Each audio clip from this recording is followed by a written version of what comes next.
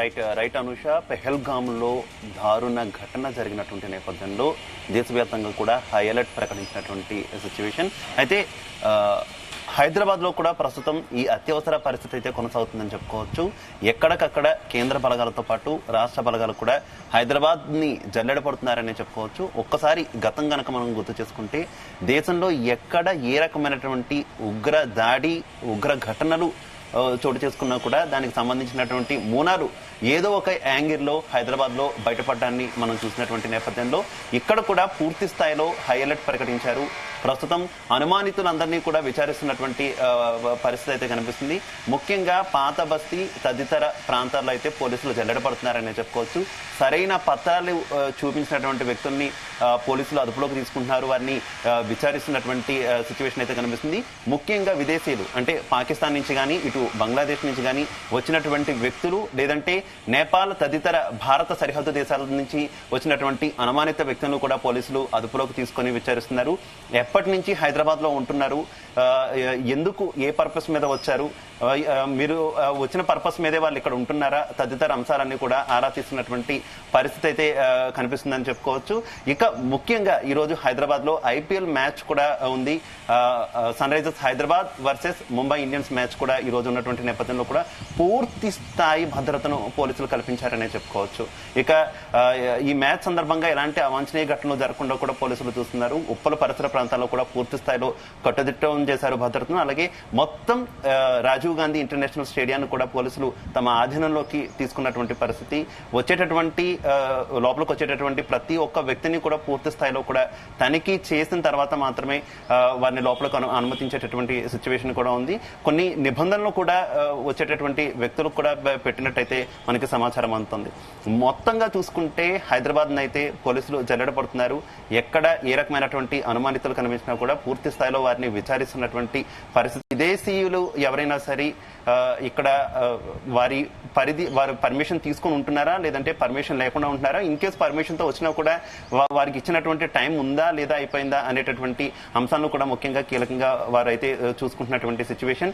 మరోసారి ఇటువంటి ఘటన జరగకుండా అయితే మొత్తం దేశవ్యాప్తంగా భద్రతా బలగాలు అలర్ట్ అయిపోయినటువంటి సిచ్యువేషన్. హైదరాబాద్ లో కూడా అదే ఒరవడి ప్రస్తుతం కంటిన్యూ అవుతుంది. కాకపోతే దేశవ్యాప్తంగా ఒక ఎత్తు అయితే హైదరాబాద్ మాత్రం ఒక ఎత్తు అనే చెప్పుకోవాలి. ఎందుకంటే ఇందాక నేను ప్రస్తావించినట్టుగానే దాదాపుగా ఎక్కడ ఏ ఉగ్రఘటన జరిగినా కూడా దానికి సంబంధించినటువంటి మూలాలు కొంత స్లీపర్ సెల్స్ హైదరాబాద్ లోనే ఉంటారు, వారు కొంత వారికి సహాయం చేస్తూ ఉంటారు అనేటటువంటి అపవాదు హైదరాబాద్ మీద ఉన్నటువంటి నేపథ్యంలోనే దానికి అనుగుణంగా ప్రస్తుతం ఈ సర్చ్ ఆపరేషన్ అయితే కంటిన్యూ అవుతున్నటువంటి పరిస్థితి. మరో ముఖ్యమైనటువంటి అంశం కూడా మనం మాట్లాడుకుంటే ఈ మ్యాచ్ కి సంబంధించి మాట్లాడుకుంటే మ్యాచ్ విషయంలో కూడా మ్యాచ్ ప్రారంభానికి ముందు 2 నిమిషాల పాటు మౌనం పాటించాలని ఈ ఇరు టీంలు కూడా ఇప్పటికే నిర్ణయించినటువంటి పరిస్థితి. అలాగే ప్లేయర్స్ కూడా ఈ దాడి ఘటనకు నిరసనగా బ్లాక్ బ్యాడ్జెస్ అంటే బ్లాక్ రిబ్బన్ పెట్టుకుని ప్లేయర్స్ కూడా ఆడబోతున్నారని తెలుస్తుంది. అలాగే మ్యాచ్ ప్రారంభానికి ముందు 2 నిమిషాల మౌనం కూడా పాటించబోతున్నారు. అలాగే మ్యాచ్ బ్రేక్ మధ్యలో వేసేటటువంటి ఫైర్ వర్క్స్ ను కూడా రద్దు చేసినట్టయితే తెలుస్తుంది. ప్రతి ఒక్కరు కూడా తీవ్ర సంతాపాన్ని వ్యక్తం చేస్తున్నారు. అమాయక ప్రజలను పెహల్గాంలో దారుణంగా ముష్కర్లు పొట్టన పెట్టుకున్నటువంటి పరిస్థితి. ఇప్పటికే పాకిస్తాన్ అయితే దీనికి సంబంధించి పాకిస్తాన్ రక్షణ శాఖ మంత్రి మాకు సంబంధం లేదు అంటూ ఒక ప్రకటన జారీ చేసినప్పటికీ కూడా దీని వెనక ఎవరున్నారు, ఎందుకు చేశారనేటటువంటిది ప్రతి ఒక్కరికి కూడా తెలిసినటువంటి విషయమే. ఈ నేపథ్యంలో భారత్ తదుపరి చర్యలు ఏ రకంగా ఉండబోతాయి అనేటటువంటి ఒక ఉత్కంఠ అయితే ప్రస్తుతం కంటిన్యూ అవుతున్నటువంటి సిచ్యువేషన్. అందరూ కూడా అదే ఆసక్తిగా చూస్తున్నారు. భారత్ ఏ రకంగా రెస్పాండ్ అవుతుంది, పాకిస్తాన్ కు అలాగే టెర్రరిస్టులకు ఏ రకంగా బుద్ధి చెప్తుందని అయితే ఎదురు చూస్తున్నారు. ప్రస్తుతానికి హైదరాబాద్ లో అయితే ఈ హై అలర్ట్ అయితే కంటిన్యూ అవుతుందని చెప్పుకోవచ్చు అనుష. అయితే శివ, భద్రతా బలగాలను భారీగా మోహరించినట్టుగా తెలుస్తుంది. అలాగే ఉప్పల్ స్టేడియం దగ్గర ప్రస్తుతం పరిస్థితి ఎలా ఉంది, ట్రాఫిక్ కి సంబంధించి ఎలాంటి చర్యలు తీసుకుంటున్నారు? ట్రాఫిక్ క్లియరెన్స్ తో పాటు ముఖ్యంగా భద్రతకు ఎక్కువగా పెద్దపీట వేస్తున్నటువంటి పరిస్థితి.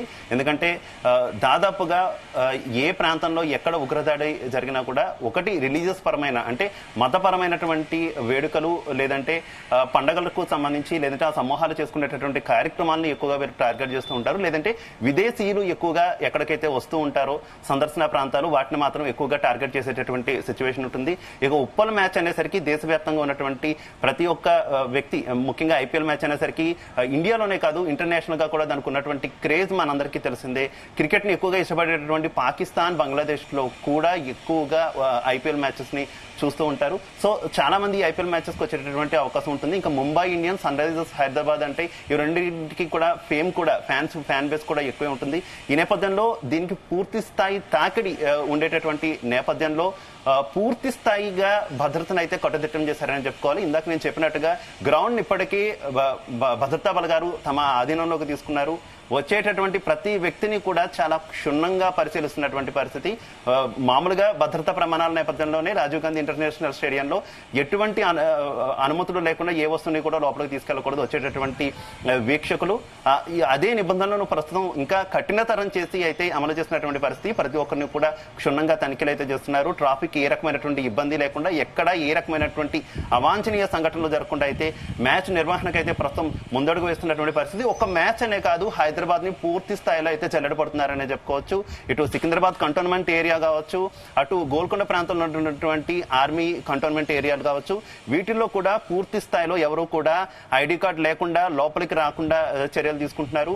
కొంతవరకు కూడా ఈ రోడ్లను కూడా క్లోజ్ చేసేటటువంటి అవకాశం కనిపిస్తుంది. వేరే ఆల్టర్నేట్ రూట్స్ కూడా చూసుకోవాలని చెప్పి సామాన్య జనానికి కొంత కంటోన్మెంట్ అధికారులు సూచిస్తున్నట్టు తెలుస్తుంది ఈ హై అలర్ట్ నేపథ్యంలో. అనుష.